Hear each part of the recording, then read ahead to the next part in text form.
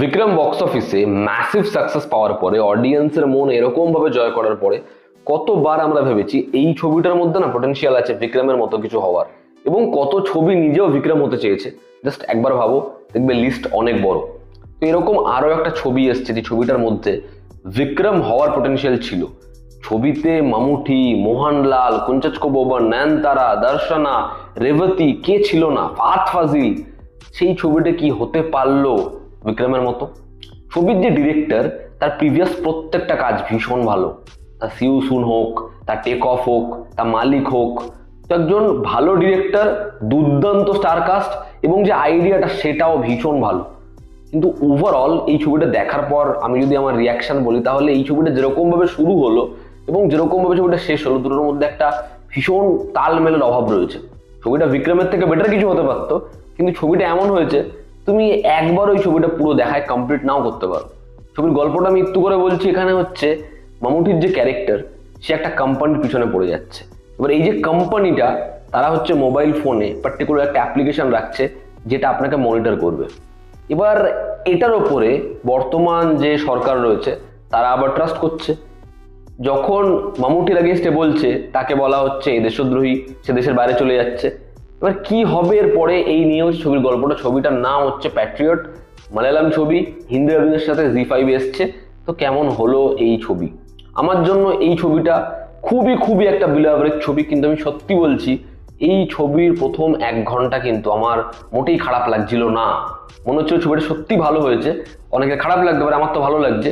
কিন্তু সত্যি ছবিটা যেরকম জায়গায় গিয়ে শেষ করে এবং এত বড় ছবি, তখন মনে হয় যে না ভাই, ছবিটা ঠিক জমাতে পারলো না মহেশ নারায়ণন। এবার যদি ছবির ভালো দিক খারাপ দিকে আসি, দেখো আমার কাছে এই ছবির জন্য কিছু ভালো দিক আছে, খুব বেশি নেই, অনেকগুলো নেগেটিভ দিক রয়েছে।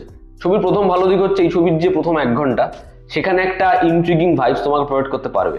সেখানে বারবার মনে হবে এরপর কি হবে, এরপর কি হবে। এবং মামুটির ক্যারেক্টারটা যতক্ষণ পালিয়ে পালিয়ে বেড়াচ্ছিল, যেরকম ভাবে জিনিসপত্র রাখছিল, রিয়েলিস্টিক অ্যাপ্রোচ ছিল, ভালো লাগছিল। তারপরে যখন জিনিসটাকে স্যাচুরেট করা শুরু করলো, সব জিনিসপত্র 2-2-4 হওয়া শুরু করলো, সেখানে ব্যাপারটা আস্তে আস্তে ফিকে হওয়া শুরু হয়। কিন্তু প্রথম 1 ঘন্টায় ব্যাপারটা বেশ ইন্টারেস্টিং ছিল, শার্প ছিল, দেখতে ভালো লাগছিল। দ্বিতীয় হচ্ছে এখানে স্টার কাস্টরা মোটামুটি ভালো পারফরমেন্স দিয়েছে। তবে এই ছবিটা মামুটির ছবি, বাদবাকির কারো ছবি নয়। না এটা ফাহাদ ফাজিলের ছবি, না এটা মোহনলালের ছবি, না এটা কুঞ্চাচকো বোবনের ছবি, না নয়নতারার ছবি, না রেবতীর ছবি, কারো ছবি না, শুধুমাত্র এটা মামুটির ছবি। কিন্তু এই ছবিটার প্রথম থেকে আমাদের এক্সপেকটেশন যে এই ছবিটা কিন্তু এই টিমের ছবি, কিন্তু এটা টিমের ছবি কিন্তু নয়।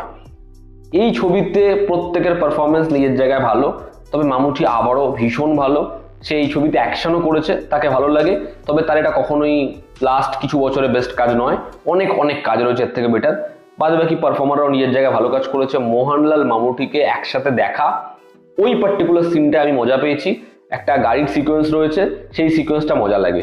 ছবির যেরকম স্টাইলাইজেশন, যেরকম লুক অ্যান্ড ফিল, সেগুলো দেখতে মোটামুটি ঠিকঠাক, ব্যাকগ্রাউন্ড স্কোরও ওকে ওকে। এবং ছবির যে আইডিয়াটা, সেটা কিন্তু ইন্টারেস্টিং, সেটা ভালো।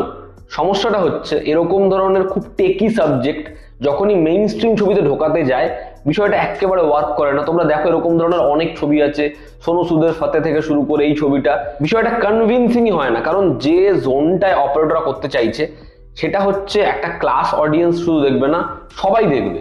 কিন্তু যে জিনিসটা তুমি বলছো সেটা অনেক বেশি নিশ, সেটাকে এত সহজ করে ইউনিভার্সাল করে বলা যায় না, যেটা হয়ে যায় এই ছবিগুলো সব থেকে বড় সমস্যা।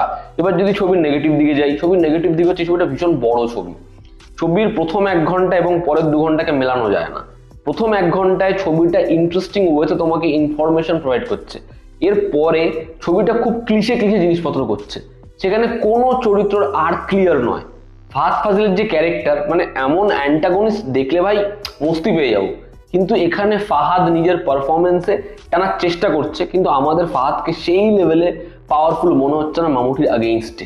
মানে এখানে প্রথম থেকেই হিরো কোনো ট্রাবল ফেসই করছে না, হিরো সব জায়গা থেকে ঝপঝপ বেরিয়ে যাচ্ছে এবং হিরো বিভৎস স্ট্রং। পরবর্তী নেগেটিভ দিক, যা টুইস্ট টার্ন আসছে, সেগুলো একেবারে ওয়ার্ক করে না। আইডিয়াটা ভালো, স্ক্রিন প্লের যে ট্রুপস, যেরকম লেখনি, সেগুলো ভীষণ ব্যাকডেটেড। এবং এই টেকি বিষয়টা এত ইনফরমেশন প্রোভাইড করতে গিয়ে এই ছবির মধ্যে যে মাসিনেসটা তারা প্রমিস করছিল, সেটা বিন্দু মাত্র নেই।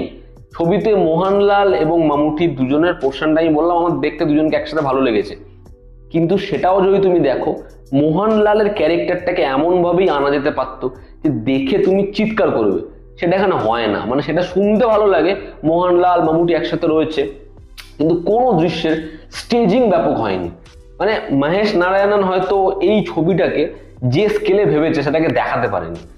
সেখানে ফরেনের কিছু পার্টিকুলার শর্টস রয়েছে, সেটা দিয়ে তুমি একটা সিন কতটা বড় কতটা গ্র্যান্ডিয়ার রয়েছে সেটা জাজ করো না।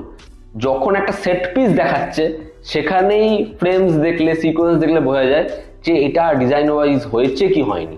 তো সেখানে এই ছবিটা ফেল করে যায় এবং ছবিটা একদম শেষ ভাগে ক্লাইম্যাক্স পোর্শনে যাবতীয় যা জিনিসপত্র করে সেগুলো প্রপারলি ওয়ার্ক করে না, তখন ছবিটা অনেক অংশে পড়ে যায়। তো ওভারঅল একটা ইন্টারেস্টিং আইডিয়া তো ছিল, কিন্তু সেটাকে যেরকমভাবে এক্সিকিউট করা হয়েছে সেটা খুব একটা ভালো লাগে না। ছবির মূলত সমস্যা শুরু হয় প্রথম 1 ঘন্টার পর থেকে, যেখানে একটা এয়ারক্রাফটের সিন রয়েছে। তুমি ভাববে জিনিসটা এরকম ভাবে হলো। তো এই ছবিটা না প্রপারলি একটা রিয়েলিস্টিক ছবি হচ্ছে, না এই ছবিটা প্রপারলি একটা মাস ফিল্ম হচ্ছে। এবার এই দুটোর মাঝামাঝি যখন করতে যাচ্ছে তখনই হয়ে যাচ্ছে সমস্যা। তো ওভারঅল আমার জন্য একটা বিলো অ্যাভারেজ ছবি, আমার এক্সপেকটেশন বেশি ছিল, হয়নি ছবিটা। তোমরা যারা দেখেছো অলরেডি তোমাদের কি অপিনিয়ন জানিও। জনতা আমাদের পাশে আছে, আবার দেখা হচ্ছে ঠিক।